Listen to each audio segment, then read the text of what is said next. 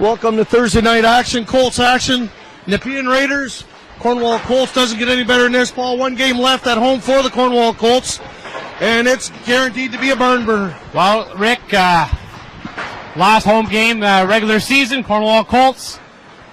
Quite the pile-up here for second place. So. Well, usually at this time of the year, the whole league, they're in there ready to divvy up the spoils for home ice advantage, who's playing where, when, and why, and they're just biting their nails because they can't figure everything out yet. At this point in time, no. A lot of teams right in closer. We got the Cornwall Colts at 79 points tied with Carleton Place.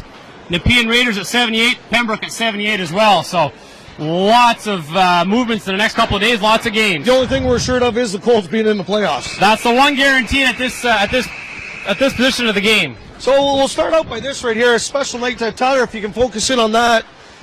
Jordan Piccolino, 50 goals, 50 games, 102 points. Michael Pontarelli. I got Jordan Piccolino on my stat sheet right here. Michael Pontarelli, 50 and 50, 102 and 102 points, 51 games. Real job well done by the Colts staff here just to get this out tonight. First 500 people in the arena getting that, so really special. Nice. So saw a lot of the kids outside, just outside the rink here with them, and all the kids are excited about it. And great for Michael. Another 100-point season by another Cornwall Colts, something that we're used to seeing at this point in time. Yes, we're used to having our big point getters, and this year, at the beginning of the year, we're looking at where's everything going to come from, and well, we found out really quick.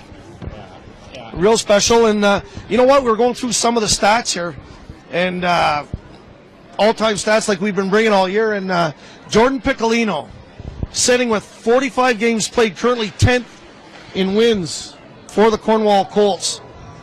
2.9 goals against average, sitting 7th in Colts history. 24 wins, sitting 9th in Colts history. So right there, I mean, that's pretty good. Again, where's the goaltending coming from? And here we go, year in, year out.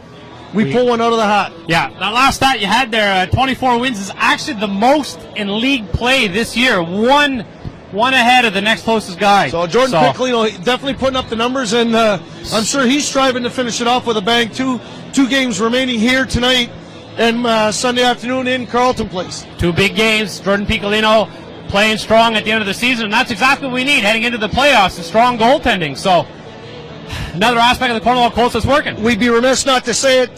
Coach, GM, owner Ian McInnes, 264 wins. He now is the all-time coaching leader for the Cornwall Colts. Al Wager. The icon Al Wager, absolutely. He's iconic. There's no getting around that. Ian's been doing a great job in Cornwall since taking over. Al Wager did an awesome job previously, so one hand leading into the other hand, a good handoff, good for Ian, good for the boys. The first couple of years were pretty lean for the Colts, where they would finish 8th, 7th, 8th, maybe 1 year out of the playoffs. Yep. But my God, they really turned things up. Yeah, I was just going through the stats we hinted on a little bit. A lot of teams have 2 games left. Hawkesbury Hawks have got 4 games left, Rick. Good for Roman. He's set the table. To me, he's made the difference there. Roman Amaretto come in, made they won the other night. Can't remember who they played, but Hawkesbury Hawks win the other night. They are now tied for 8th place. They're tied for 8th place with Canada, but they've got 4 games in hand. Canada's got 1 game left. Now, Canada, unfortunately for them, they're playing Pembroke. So I think that's pretty tight for them.